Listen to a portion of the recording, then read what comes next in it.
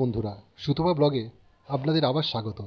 শীত পড়তে না পড়তেই আমি আর সুতপা আজকে পিকনিকের উদ্দেশ্যে বেরিয়ে পড়েছি। আমরা যাচ্ছি বসিরহাটের কাছে শঙ্করপুর নামক একটা জায়গা, যেখানে গ্রাম বাংলা বলে একটা রিসর্ট হয়েছে। সেখানে আমরা গেছি। তো গিয়েই দেখছি গ্রাম বাংলার যেমন আদর্শ রূপ, তেমন এখানে ছোট ছোট অনেক কটেজ করা হয়েছে, যেটা আবার এসি আবার নন এসি দুটোই আছে। পরিবেশ খুবই গ্রামের মতো, খুবই মনোরম পরিবেশ। সব জায়গায় শুধু সবুজ আর সবুজ। এটা হচ্ছে আমাদের ছোট্ট রিসর্টের ঘর। চলুন দেখা যাক কেমন। ওরে বাবা, এ তো খুবই সুন্দর।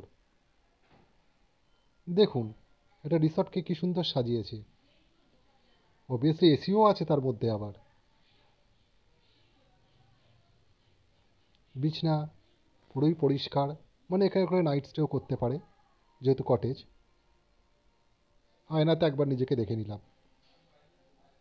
আর সুতপা বান্ধবীদের সঙ্গে কোথায় গেছে আর খুঁজে পাচ্ছি না, এসেই এদিকে ঘুরতে চলে গেছে।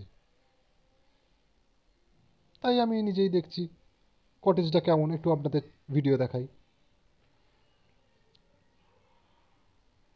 কিন্তু যাই বলুন না কেন, এটা মন্দ নয়। এই কটেজের ভাড়া খুবই অল্প, 1000 টাকা নন এসি, আর এসি হচ্ছে 1400 টাকা। এবার একটু বেরিয়ে পড়লাম। দূর দূরান্ত পর্যন্ত দেখছি সুতোপার কোনো খোঁজ নেই। কোথায় গেল কে জানে।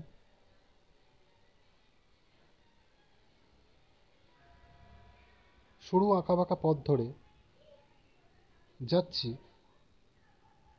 একটা সুন্দর, এটা ব্রিজ বলতে পারবো না, কিন্তু সেতু টাইপের করা আছে। আর তার নিচে হচ্ছে অনেক চাষের জমি, যেখানে নানা রকম চাষ হয়েছে।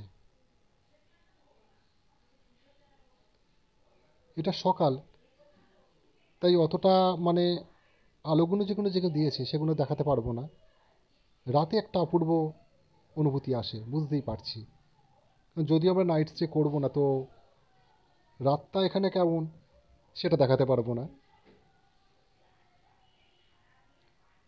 এটা হচ্ছে যেখানে কটেজে আমরা লাঞ্চ করব, সেই জায়গাটা। বেশ সুন্দরই সাজানো চেয়ার টেবিল দিয়ে। আর একটু ঘুরে বেড়াই, সুতোপাকে পাই কিনা দেখি। যাক, লাঞ্চ শুরু হয়ে গেল। এই দেখুন সুতপা ছবি তুলতে ব্যস্ত ওইদিকে। ওই একটা ঝলক আমিই পেয়েছি, তার আগেও পাইনি, তার পরেও পাচ্ছি না। এবার আস্তে আস্তে যাওয়ার পালা।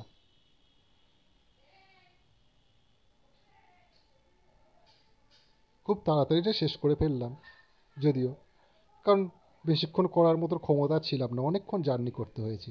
সবাই ভালো থাকবেন। নমস্কার।